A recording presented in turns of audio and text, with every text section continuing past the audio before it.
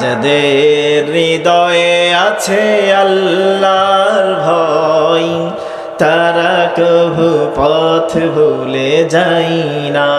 যাদের হৃদয়ে আছে আল্লাহর ভয়, তারা কভু পথ ভুলে যায় না। আল্লাহর প্রেম ছাড়া এই দুনিয়ায় কারো কাছে কোনো কিছু চাই না। ঠিক কিনা? এই জন্য অন্তরে ঢোকাবেন কি? বলেন, অন্তরে ঢোকাবেন কার ভয়? নাকি অন্তরে আয়না ঢোকাবেন?